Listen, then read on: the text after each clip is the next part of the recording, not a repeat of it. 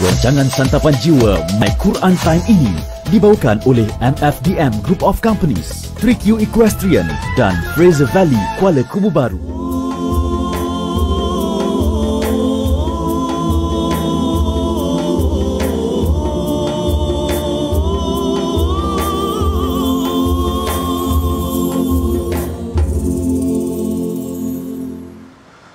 أعوذ بالله من الشيطان الرجيم بسم الله الرحمن الرحيم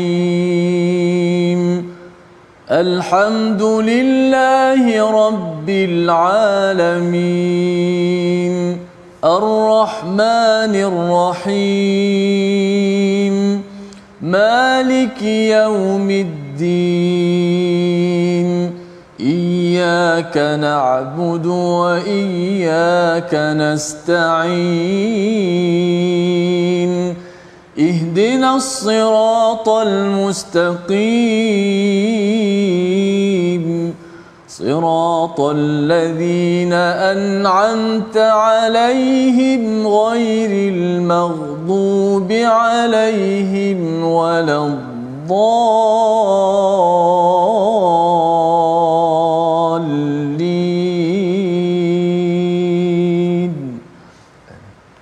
Assalamualaikum warahmatullahi wabarakatuh. Alhamdulillah wassalatu wassalamu ala Rasulillah wa ala alihi wa man wala syada la ilaha illallah syada Muhammadan abduhu wa rasuluhu. Allahumma salli ala sayidina Muhammad wa ala alihi wa sahbihi ajma'in. Amma ba'du. Apa khabar tuan-tuan dan puan yang dirahmati Allah sekalian? Kita bertemu dalam My Quran Time, baca faham amal pada hari ini untuk sama-sama kita mengulang kaji beberapa halaman yang telah pun kita lewati pada minggu ini, dan kita bertuah pada hari ini kita bersama dengan panel yang akan berkongsi permata demi permata daripada Al-Quran. Saya mengalung-alungkan kehadiran Al-Fadil Ustaz Syamsul Hakim. Apa khabar Ustaz?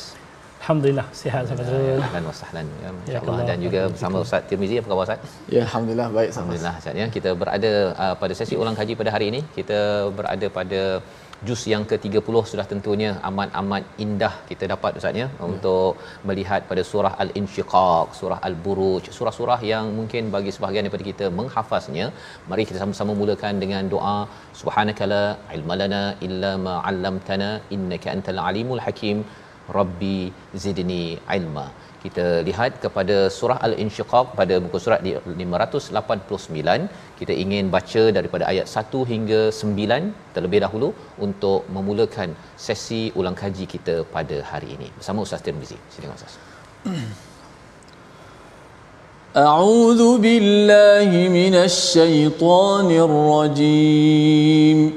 Bismillahirrahmanirrahim. إذا السماء انشقت وأذنت لربها وحقت وإذا الأرض مدت وألقت ما فيها وتخلت وأذنت لربها وحقت يا أيها الإنسان إنك كادح إلى ربك كدحا فملاقيه فأما من أوتي كتابه بيمينه فسوف يحاسب حسابا يسيرا وينقلب إلى أهله مسرورا. صدق الله. Surah Al-Nazim, gitulah bacaan daripada ayat yang pertama hingga ayat yang ke-9 menjelaskan tentang babak-babak pada hari kiamat. Pada ayat yang ke-6 Allah menyeru kepada seluruh manusia ataupun setiap insan bahawa semua orang bekerja keras, dan bekerja keras itu sama ada bersedia ataupun tidak bersedia akan menuju kepada Allah Subhanahu Wa Taala, sehingga sampai di hadapan Allah pada ayat yang ke-7 dinyatakan maka orang yang catatannya diberikan daripada tangan kanan maka dia akan diperiksa dengan pemeriksaan yang mudah, dan dia akan kembali kepada keluarganya yang sama-sama beriman dengan gembira. Ini adalah penerangan Allah harapan kepada kita semua. Dan pada hari ini kita ingin bersama Al-Fadhil Ustaz Syamsul Hakim untuk menjelaskan ayat 789 ini berkaitan dengan kitab daripada kanan tadi Ustaz ya. Kalau dinyatakan di sini akan diberikan hisaban yasira, ada ke cara sebenarnya kalau tak nak kena hisap? Pasal hisap ni memang amat memeritkan. Silakan Ustaz. Bismillahirrahmanirrahim. Assalamualaikum warahmatullahi taala wabarakatuh. Ustaz Tirmizi dan juga Puan Azalina yang bersama-sama dalam sesi ulang kaji kita bermula daripada muka surat 589. Kita berhadapan dengan surah yang mana disebutkan oleh baginda Nabi sallallahu alaihi wasallam, salah satu daripada 3 surah yang siapa yang ingin melihat kiamat itu seolah-olah berada di hadapan matanya, maka dia hendaklah membaca 3 surah ini.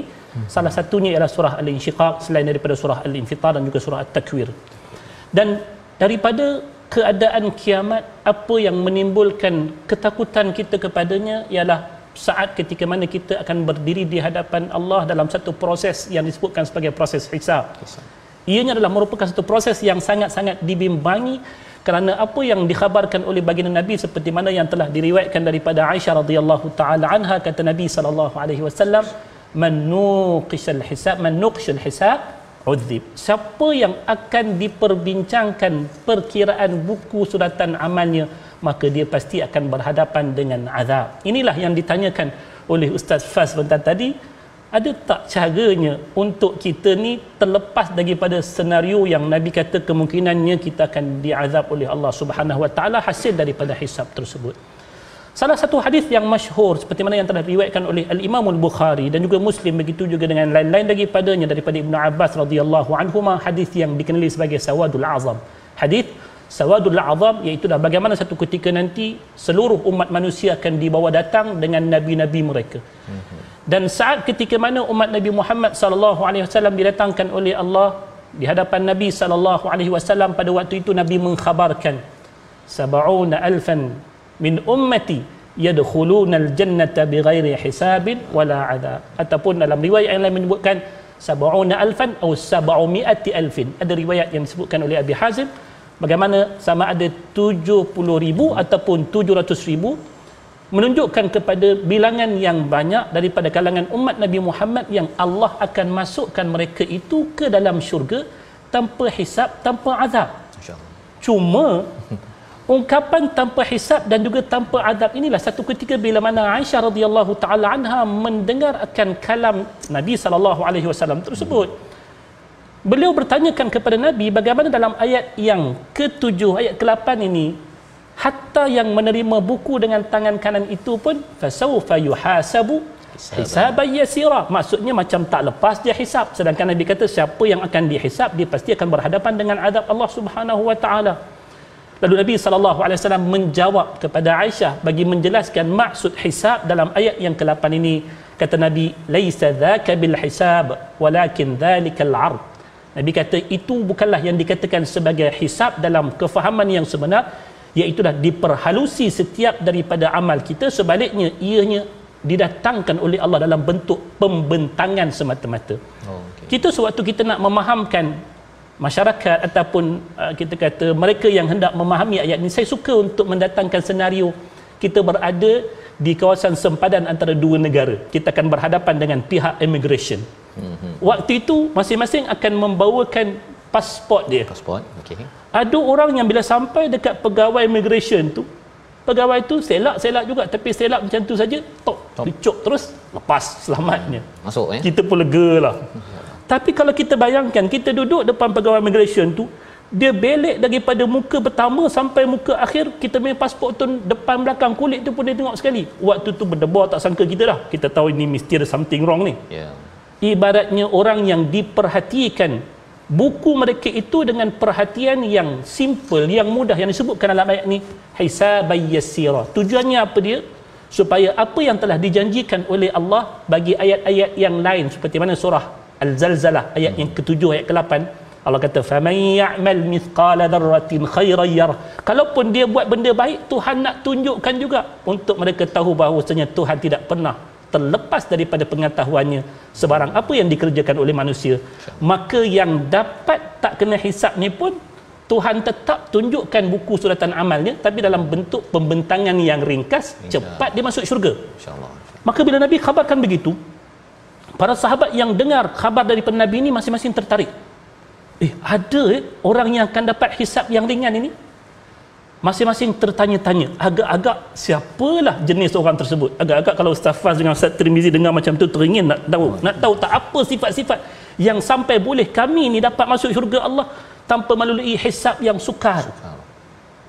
Sampailah Nabi membiarkan waktu beberapa ketika, barulah bila sampai kepada Nabi soalan-soalan daripada orang ramai tersebut, Nabi keluar kembali. Ada 4 ciri orang yang akan dapat hisab yang ringan ini, yang tidak akan dihisab dengan hisab yang keras ini. Nabi sebut, humul ladina la yastarqun wala yatatayyarun wala yaktawun wa ala rabbihim yatawakkalun. Nak dapat mereka yang tergolong dalam kalangan yang akan mendapat hisab yang mudah ini, Nabi kata mereka itu ialah orang yang pertama, tidak meminta orang lain untuk mengubati mereka dengan ruqyah syirkiyah. Ini salah satu daripada pandangan berkenaan tentang maksud yastarqun, iaitulah orang yang tak minta supaya dijampi dengan jampi yang bukan-bukan ini, tak jumpa dengan bomoh yang bukan-bukan ini. Mereka itulah orang yang selamat akidah mereka. Kemudian yang keduanya, orang yang tidak percaya dengan sial-sial yang bukan-bukan. Kalau melintas biawak daripada kiri ke kanan, kanan ke kiri ni, tak boleh berjalan ke depan dah. Kucing hitam. Hitam dan sebagainya ni. So ini orang yang tak percaya dengan benda-benda begini, maka dia akan selamat juga untuk dapat laluan ke syurga dengan mudah biiznillah taala. Yang ketiga, mereka yang tidak melakukan perawatan dengan besi panas yang dilarang, yaktawun.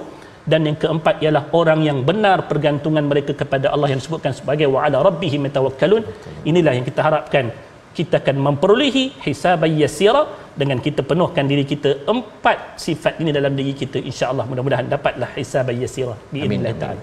Amin ya rabbal alamin. Moga-moga itulah panduan daripada sunnah Nabi sallallahu alaihi wasallam menjelaskan tentang ayat yang ke-8 sebentar tadi Ustaz ya. Rupanya hisaban yasira itu sebagai satu pembentangan mudah, macam pergi ke sekolah ada pembentangan report card itu, tapi kali ini dibentang tu gugup juga tu kan, tetapi maka itulah yang lebih menggembirakan dalam ayat ini, wayang qalibu ila ahlihi masrura, ya, dengan enjoy, dengan bergembira.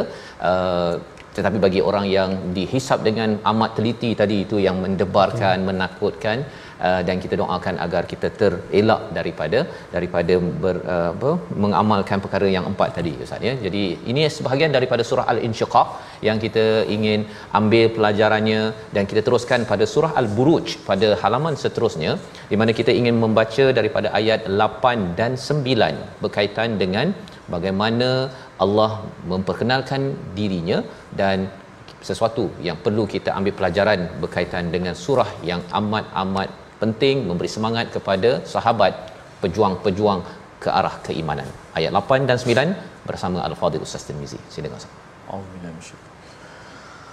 Wa ma naqamu minhum illa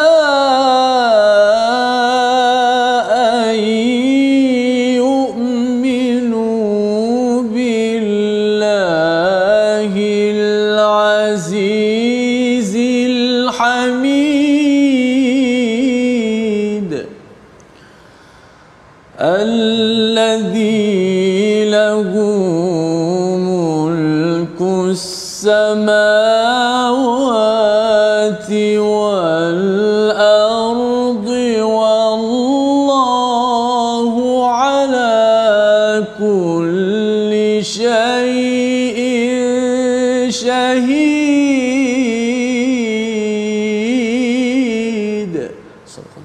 Surah Al-Nazim pada ayat yang ke-8, dan mereka menyeksa orang-orang mukmin itu hanya kerana orang mukmin itu beriman kepada Allah yang Maha Perkasa, Maha Terpuji, yang memiliki kerajaan langit dan bumi, dan Allah Maha menyaksikan segala sesuatu.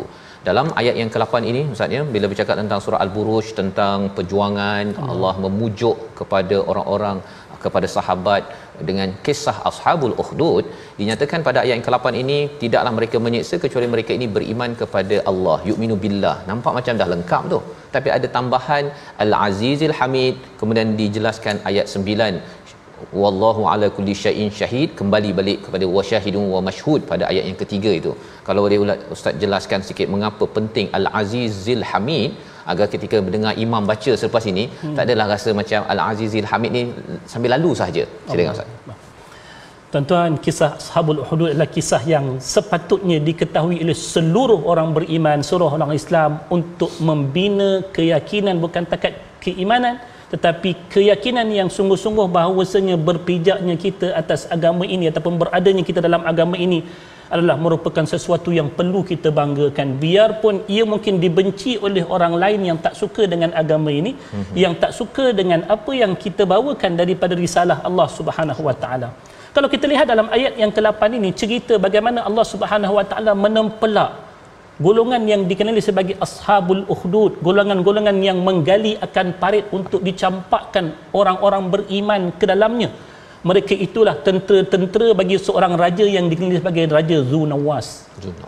Zunawas inilah merupakan raja yang mana pengikut-pengikut dia ni, tentera-tentera dia ni, asal-asalnya adalah merupakan orang yang menganut agama Yahudi.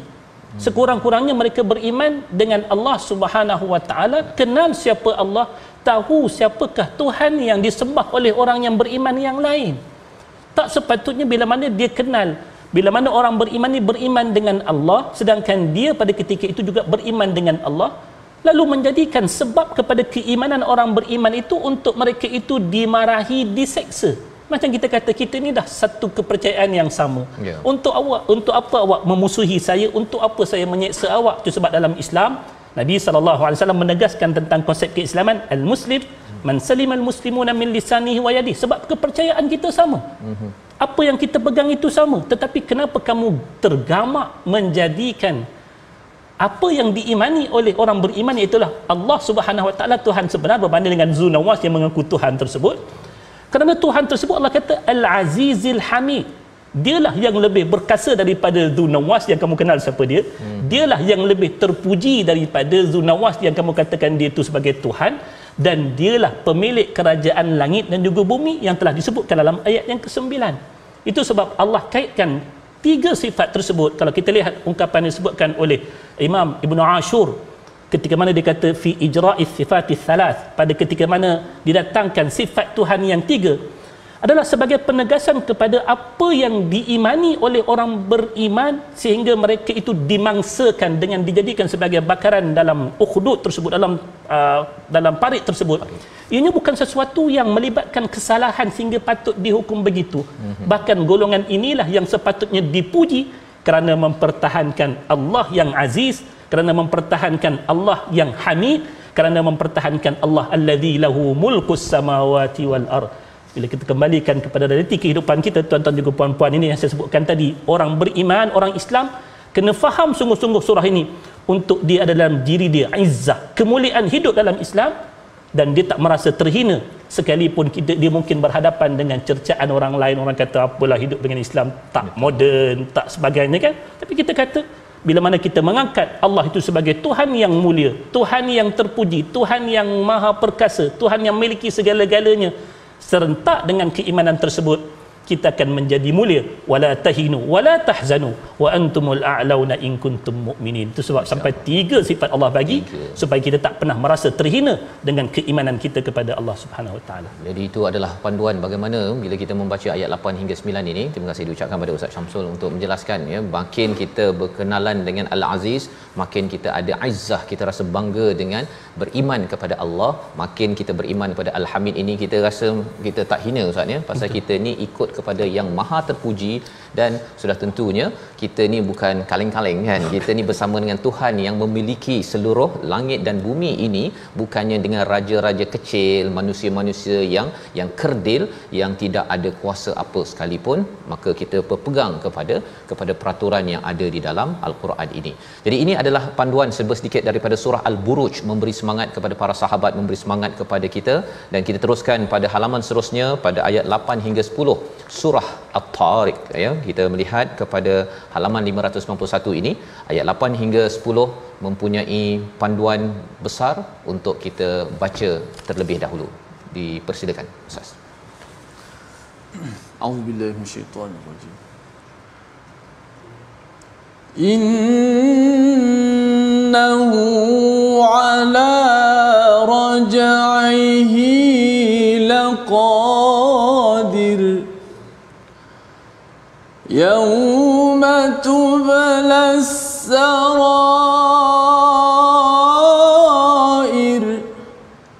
fama lahu min quwwatin wala nasir. Surah Al-Azim pada ayat yang ke-8, sesungguhnya Allah benar-benar berkuasa untuk mengembalikannya hidup setelah mati.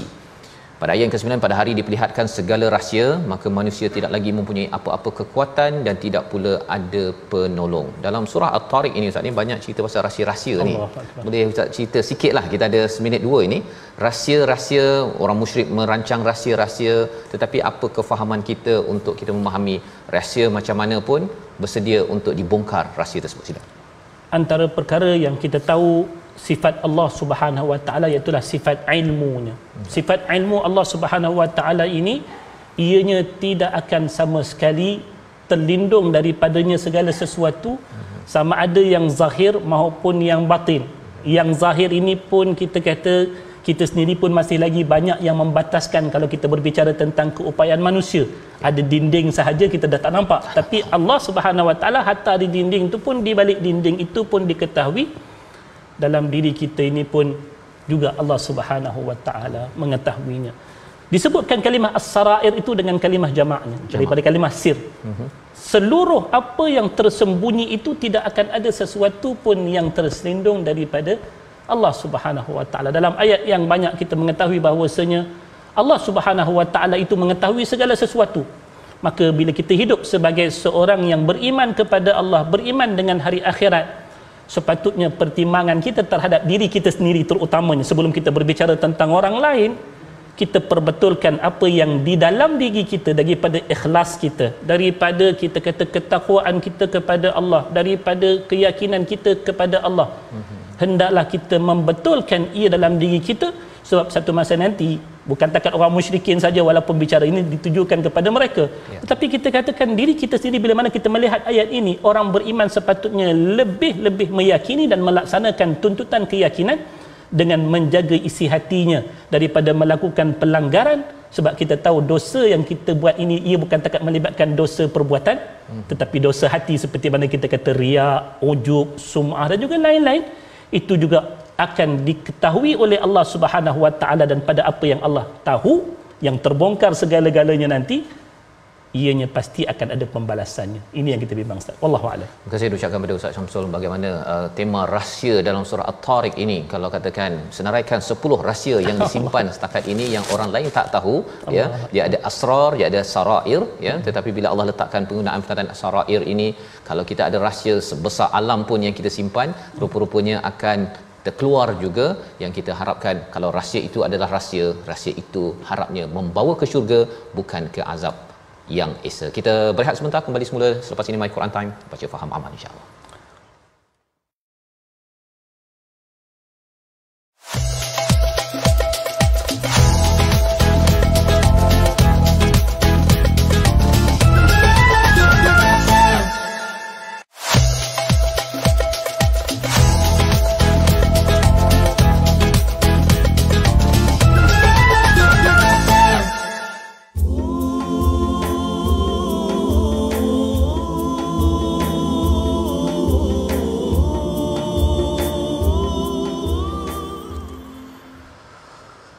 Bismillahirrahmanirrahim.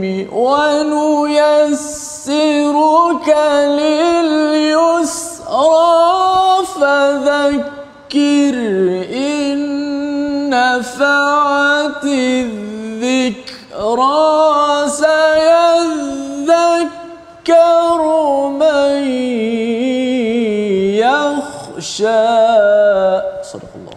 Surah Al-Azim ayat yang ke-8 hingga ayat yang ke-10 daripada surah Al-A'la. Dan kami akan memudahkan bagimu ke jalan kemudahan mencapai kebahagiaan dunia akhirat. Oleh sebab itu beringatlah, berilah peringatan kerana peringatan itu bermanfaat. orang yang takut kepada Allah akan mendapat pengajaran. Kita kembali semula dalam My Quran Time baca faham amal untuk kita mengulang kaji pada hari ini. Kita berada pada surah Al-A'la sekarang ini, halaman 591 Ustaz ya. Dan surah ini surah yang amat digemari Nabi sallallahu alaihi wasallam baca waktu hari raya, waktu hari Jumaat. Jadi bila Allah menyatakan wa yuyassiru khalil yusra, ya, Allah mudahkan kepada perkara yang mudah. Apa ceritanya Ustaz, sila? Tuan-tuan, kalau kita lihat dua ayat sebelum lagi pada itu, sanuqri'uka fala tansa illa ma syaa Allah innahu ya'lamul jahra wa ma yakhfa. Allah kata Allah telah pun membacakan al-Quran bagi Nabi.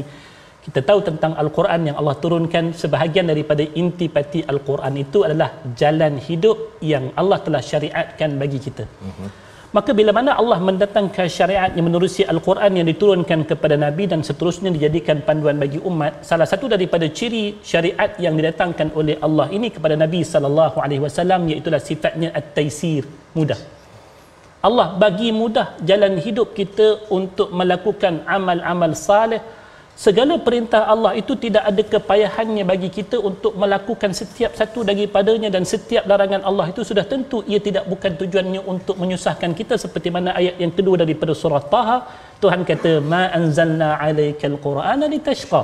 Kami tak turunkan al-Quran itu untuk membuatkan kamu susah menderita. Bahkan al-Quran itulah siapa-siapa yang menurutinya maka mereka akan mendapati kehidupan yang mudah. Masalahnya kita katakan hari ini, bila mana sebahagian daripada kita menganggap dengan beragama itu susah, mungkin disebabkan dia tidak mengikuti panduan sesungguhnya daripada apa yang telah didatangkan oleh Allah dalam Al-Qurannya dan sunnah Nabi SAW. Kita ambil contoh mudahnya tentang solat kita lah, yang paling basic dalam kehidupan bermasyarakat kita. Ada ke lagi orang menganggap solat itu susah? Sebab kita kata ia boleh dikerjakan di mana-mana satu. Dan dalam keadaan kita kata pakaian yang kalau dipakai dalam keadaan sifat menutup aurat yang biasa, itu pun sudah memudahkan kita untuk menunaikan salat-salat kita. Melainkan siapa-siapa yang cuba untuk menyusahkan diri dia, seperti mana apa yang telah dikhabarkan oleh Nabi dalam hadis yang diriwayatkan oleh Abi Hurairah radhiyallahu taala anhu. Nabi sallallahu alaihi wasallam menyatakan, inna dina yusrun, sesungguhnya agama ini, urusan agama inilah urusan yang sangat-sangat mudah. Wala yushaduddin illa ghalabah, melainkan siapa-siapa yang cuba untuk menyusahkan jalan beragama, dia mencipta jalan beragamanya sendiri. Contohlah, kita ambil contoh yang mudah. Orang perempuan kata kalau nak semayang mesti kena pakai telekung. Dia mewajibkan diri dia nak semayang mesti kena pakai telekung. Tak jumpa telekung, tak semayang dia. Walaupun dia dah pakai baju kurung, tudung elok dah, tapi sebab kita kata tak jumpa telekung, tak boleh semayang, maka dia yang menyusahkan diri dia. Kata Nabi sallallahu alaihi wasallam, itulah yang membuatkan diri dia akan tewas terhadap tuntutan beragama.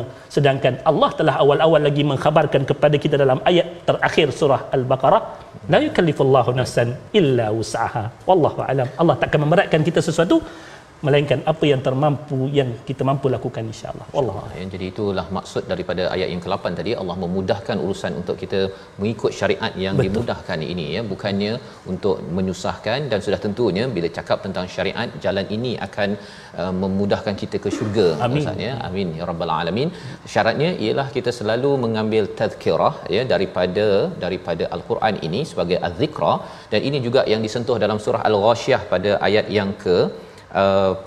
yang ke-21 dan 22, ya, 21 dan 22 kita baca ayat ini ringkas sahaja, tetapi surah inilah yang biasanya pagi-pagi raya Ustaz, ya, kita dengar dan kita nak lihat jugalah apa kaitan dengan raya dan juga dengan kehidupan kita setiap hari ini. Kita baca ayat 21 22 surah Al-Ghasyiyah bersama Ustaz Tirmizi. Bismillahirrahmanirrahim. Fadzakir innama anta mudzakkir lasta alaihim bimusaitir. Sadaqallah. Surah Al-Azim, maka berilah peringatan kerana sesungguhnya engkau Nabi Muhammad hanyalah pemberi peringatan, engkau bukanlah orang yang berkuasa ke atas mereka. Itu terjemahan kepada bimusaitir. Tapi kalau Ustaz boleh ceritakan bimusaitir apa, daripada perkataan apa, dan dalam konteks kita sekarang ni apa yang perlu kita elakkan daripada menjadi musaitir ini, silakan. Kita nak lihat betapa Nabi SAW telah dikurniakan oleh Allah kitab yang sangat-sangat agung. Bukan apa, saya nak kongsikan juga sikit daripada sebelum kita bicarakan tentang kalimah musaitir ni Ustaz. Tadi kita baru sebut daripada ayat yang ke-9 surah yang kita bacakan Al-A'la tadi, fadzakir innama anta mudzakkir. Dalam ayat yang ke-21 fadzakir inna fa'ati dzikra. Di sini fadzakir innama anta mudzakkir. Satu ayat yang Tuhan ceritakan untuk Nabi, satu ayat yang Nabi diperintahkan untuk sampaikan bagi orang musyrikin. Kalau kita kata dalam ayat ni Allah mudahkan jalan untuk kita nak bersyariat tadi, jalan agama bersyariat. Dan Allah minta daripada jalan kemudahan kita bersyariat tadi, Allah minta Nabi sampaikan pesan. Dan mudah-mudahan pesan yang disampaikan itu memberikan manfaat. Tapi ada setengah daripada manusia, bila mana sampai kepada mereka agama yang mudah ini, mereka macam nak terima tak terima, nak terima tak terima. Orang cerita kata kalau ikut Islam hidup tu akan mudah, hidup tu akan bahagia dunia dan juga akhirat. Tapi dia buat je kan. Maka pada waktu itu Allah perintahkan kepada Nabi SAW, agak-agak orang macam ni kita nak buat apa? Contohlah kita nakkan kebaikan kepada seseorang kan. Tengok kepada dia, awak ikutlah benda ni baik. Kalau makan ubat ni sihat, kalau awak jauhi benda tu awak akan selamat. Tiba-tiba tengok-tengok ubat pun dia tak makan, hak benda yang kita larang tu dia nak buat. Geram ke tidak? Geram. Mesti geram kita. Mau nak penyet-penyet orang ni kata kan.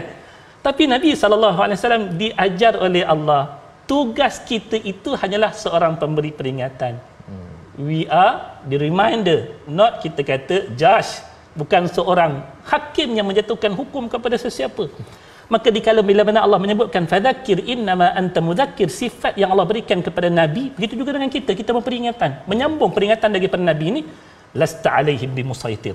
Allah kata kamu bukan musaitir. Musaitir ni kalau kita lihat dalam tafsirannya, para ulama menyebutkan ada dua sifat, iaitu al-mujbir wal mukrih. Orang yang memaksa orang lain, orang yang kita kata mengkerasi ke atas orang lain untuk menerima sesuatu yang disebutkan sebagai autokrasi ni kan, contohnya nak juga. Sedangkan bagi Islam, awal-awal lagi kita telah diperingatkan oleh Allah Subhanahu Wa Taala tentang konsep Islam. Islam ialah agama dakwah, agama menyuruh manusia untuk menuju kepada jalan kebaikan dunia dan juga akhirat. Tetapi kalaulah ada yang tidak mahu menerima jalan Islam, sebelum daripada itu mereka itu bukan Islam, maka kita tidak boleh paksa dia untuk terima Islam, melainkan kalau dia sudah sedia Muslim, dia kena bersedia untuk tunduklah. Tapi kalau yang belum lagi menerima Islam, lasta alaihim bimusaitir la ikraha fid din, ayat yang kita tahu sebelum daripada ini, daripada surah Al-Baqarah ayat 256, yang Allah kata tidak ada sama sekali paksaan untuk orang lain itu memilih Islam sebagai jalan hidup dia, melainkan kita kena terang habis-habisan, inilah Islam yang akan memberikan kamu kemudahan hidup dunia akhirat, wa nuyassiruka lil yusra. Wallahu a'lam. Insya-Allah, terima kasih diucapkan pada Ustaz Syamsul menjelaskan ayat 22 sebentar tadi itu, iaitu tidak ada paksaan ataupun satu tekanan ya, dan itu merujuk kepada orang yang bukan Islam maksudnya. Tapi kalau kita menjadi muzakkir kepada orang yang beragama Islam kan, kalau dia katakan nak minta dia solat, adakah dia tak boleh kata apa tarik tangan anak tu sampai dia ke surau ke, itu bimusaitir ke, ataupun itu belum lagi dikira sebagai musaitir? Menarik Ustaz ya. Ini soalan yang sangat-sangat baik. Bagaimana dengan orang Islam? Sebelum sampai kepada ayat ni, kita telah pun mendahului ataupun kita telah didahulukan dengan ayat-ayat untuk orang Islam. Hal ataka hadithul ghashiyah. Untuk orang Islam yang sudah pun yakin dengan hari kiamat, kalau hari kiamat yang sudah diyakini itu tidak laksanakan tuntutan ketakwaan kepadanya, beramal, buatlah ibadat sebagainya, apa erti iman yang kamu katakan kamu beriman? Adapun orang kafir yang belum sampai kepada mereka keimanan, kita boleh ceritakan, tetapi belum tentu mereka nak menerima ataupun tidak. Tetapi kalau orang yang dah beriman, yang mengaku beriman, tak sampai cerita kiamat pada dia, ataupun dia dah tahu cerita tentang kiamat, dia tak dapat menunaikan tanggungjawab kepada beriman kepada hari kiamat tersebut. Kalau tak dipaksa, apa lagi? Orang yang dah tahu, yang dah terima undang-undang jalan raya contohnya, kita tahu. Awak tahu tak boleh memotong di dua garisan berkembar? Tahu, datu langgar pasal apa? Boleh kena saman tak? Boleh kena saman. Walaupun dalam kita kata kerangka undang-undang yang lebih besar, orang kata ketidaktahuan terhadap satu undang itu bukan satu penafian. Penafian terhadap pelaksanaan undang-undang tersebut. Tapi untuk orang Islam sendiri, kita kata sebelum kita sampai kepada ayat peringatan untuk orang kafir, orang Islam sendiri mesti takut dengan kiamat, melainkan orang yang belum sampai kepada mereka keimanan kepada hari kiamat, kita kena terus ingatkan dia. Wallahu a'lam. Terima kasih ucapkan pada Ustaz. Jadi itu pencerahan ya, bagaimana kita terus committed dengan keimanan yang ada. Dan kita bercakap tadi tentang orang bukan Islam Ustaz ya, yang kita Betul. Bukan paksa-paksa, bukannya kita keluar pedang kalau katakan tidak mahu mengambil Islam, kerana itu adalah tugas kita bersama untuk mengingatkan, bukannya memaksakan hidayah itu ke dalam hati setiap insan manusia. Baik, kita bergerak kepada surah Al-Fajr ya, pada ayat yang ke-17 hingga 20 ingin kita bacakan bersama untuk melihat mengapa surah ini menyentuh berkaitan dengan Firaun, Ad dan Thamud, dan apakah formula yang Allah bekalkan pada ayat 17 hingga 20 kali ini. Kita baca bersama Ustaz Tirmizi. Alhamdulillah. Kalla bal la tukrimuna al-yatim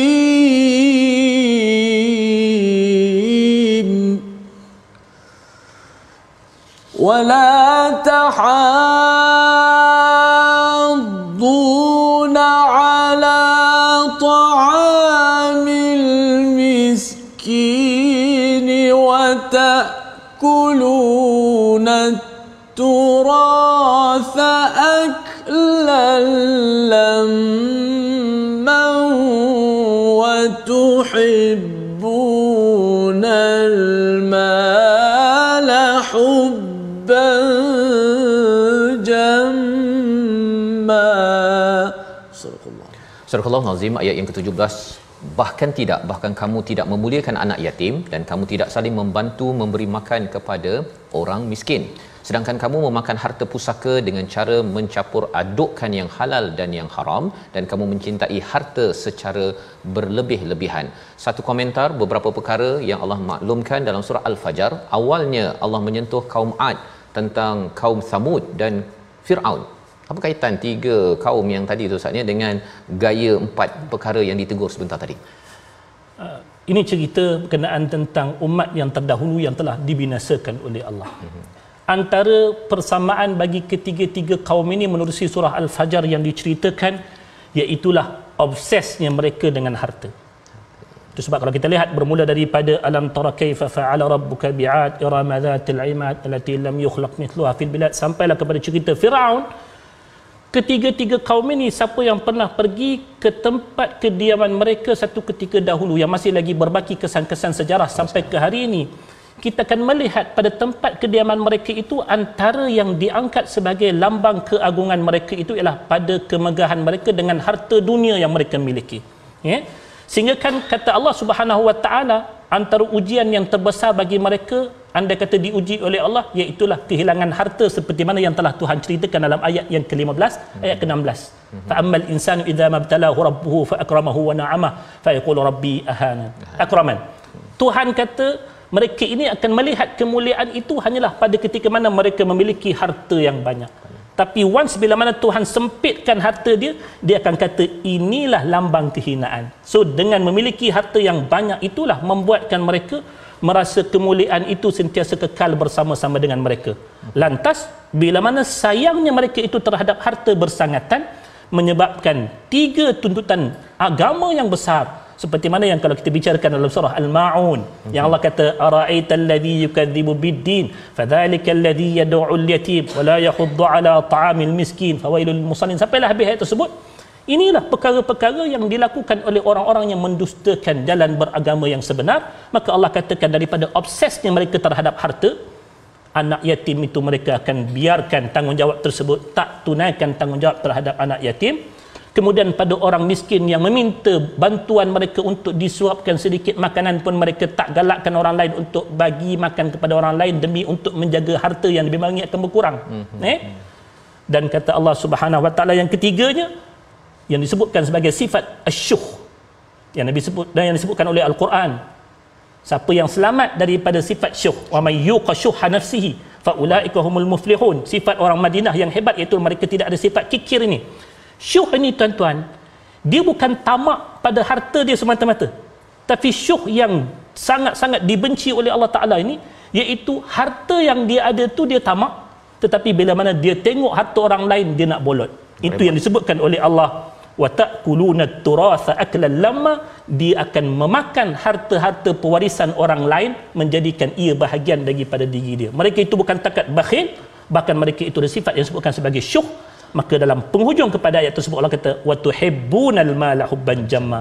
Itulah jawapan yang menyatukan tiga golongan yang telah dimurkai oleh Allah Subhanahu wa taala kerana obses pada harta. Hati-hati dengan harta, tuan-tuan. InsyaAllah ya. Jadi itu tanda bagaimana untuk kita memastikan tak adalah sifat Firaun tu masuk dalam diri kita, Ustaz ya. Maksudnya dengan kita memuliakan kepada anak yatim dan juga menggalakkan bagi makan kepada orang miskin. Galak tu kita sendiri sekali lah ya, bukannya galak betul kita pergi lari kan. Dan yang ketiganya ialah menjaga tentang harta pusaka ataupun harta waris dalam sebuah keluarga, kerana ada bahagian masing-masing yang berhak dipunyai, bukannya boleh kita rembat ataupun bolot sahaja. Jadi rupa-rupanya walaupun kita rasakan Firaun ataupun Ad Samud ini jauh daripada bumi Malaysia ini ataupun negara kita, tetapi sifat-sifatnya yang boleh menyusup ke dalam hati kita jika ianya tidak diberikan peringatan dengan panduan daripada surah Al-Fajr pada hari ini. Jadi kita doa pada Allah Subhanahu Wa Taala agar Allah sentiasa memimpin kita. Mungkin 1-2 minit Ustaz boleh membuat kesimpulan lah Ustaz ya, bila cakap tentang juz amma ini. Dia pendek-pendek ayatnya. Betul. Ya, apakah yang perlu dimaklumi oleh penonton, tuan-tuan puan-puan sekalian apabila kita sudah pun mendekati penghujung daripada surah di dalam Al-Quran ini? Silakan Ustaz. Masya-Allah, surah Juz Amma ini adalah surah-surah daripada surah-surah Makkiyah kebanyakan daripadanya. Dan kita tahu antara tema-tema surah Makkiyah ini iaitulah penegasan terhadap keimanan kita, urusan-urusan keimanan. Tetapi bila mana kita berbicara tentang keimanan, ia bukan bererti hanya melibatkan sudut kepercayaan, tetapi keimanan itu juga pasti akan menggerakkan amal dalam hidup kita, amal yang saleh yang mesti membawa kita kepada keimanan terhadap hari akhirat dengan syurga dan juga balasan nerakanya, dan juga kita juga akan menjauhi segala larangan-larangan Allah Subhanahu Wa Taala. Itu sebab bila mana kita berbicara tentang iman terhadap Allah, iman terhadap hari akhirat yang menjadi tema yang paling banyak dibicarakan dalam juzul Amma, di sana juga ada adab-adab, ada amal-amal yang mestilah disertai dalam hidup kita sebagai orang yang beriman. Jangan kata iman itu hanya dalam dada, yang di luar itu bukanlah segala-galanya. Tidak. Apa yang kita percaya dalam hati itu mestilah dijelmakan dalam bentuk tindakan kita. Macam tadi cerita tentang penjagaan anak yatim, kemudian bagi makan orang miskin. Orang beriman itulah cara hidup mereka. Iman itu al-iman bid'un wa sab'una syu'batan a'laha kalimatu la ilaha illallah wa adnaha imatatul adha 'anil tariq. Dan dia kata iman itu 70 lebih cabangnya. Yang paling tinggi adalah kalimah la ilaha illallah yang diucapkan dengan mulut, nampak dekat mulut kita, dan yang paling rendah itu menghilangkan gangguan daripada jalan manusia. Amal itu dipertontonkan hasil daripada iman. Jangan biarkan iman itu hanya di dalam, tetapi tampilkan buktinya dengan amal kita. Wallahu a'lam. Terima kasih ucapkan pada Fadil Ustaz Syamsul untuk menjelaskan ya, paling tinggi itu la ilaha illallah ya. Pengalaman saya dekat luar negara dulu, kalau nak cakap la ilaha illallah dekat orang-orang bukan Islam tu ya, bila kita pergi, orang lain semua pergi ke universiti, kita ke kiri untuk pergi ke masjid tu pun kita dah takut. Pasal apa? Pasal waktu itu September 11, orang boleh mengatakan kita teroris, tetapi rupa-rupanya itulah perjuangan kita membekalkan ataupun menguatkan keimanan kita di mana jua. Dan kita bersyukur pada Allah Subhanahu Wa Taala pada hari ini kita sempat mengulang kaji beberapa surah ini sebagai bekal permata dalam kehidupan kita seharian, insya-Allah. Jadi di hujung ini kita berdoa bersama-sama, Allah pimpin kita, Allah jadikan juz amma yang selalu kita baca, yang selalu kita faham, selalu kita dengar daripada imam, kita dapat ambil ia sebagai punca hidayah dalam hidup kita. Kita berdoa di hujung ini bersama Fadil Ustaz Syamsul Hakim. Bismillahirrahmanirrahim. Alhamdulillahi rabbil alamin, wassalatu wassalamu ala asyrafil anbiya'i wal mursalin, nabiyina Muhammadin wa ala alihi wa sahbihi ajma'in. Allahumma arhamna bil Qur'an waj'alhu lana imaman wa nuran wa hudan wa rahmah. اللهم ذكرنا منه ما نسينا وعلمنا منه ما جهلنا وارزقنا تلاوته آناء الليل وأطراف النهار واجعله لنا حجة يا رب العالمين. ربنا آتنا في الدنيا حسنة وفي الآخرة حسنة وقنا عذاب النار وصلى الله على نبينا محمد وعلى آله وصحبه وسلم والحمد لله رب العالمين.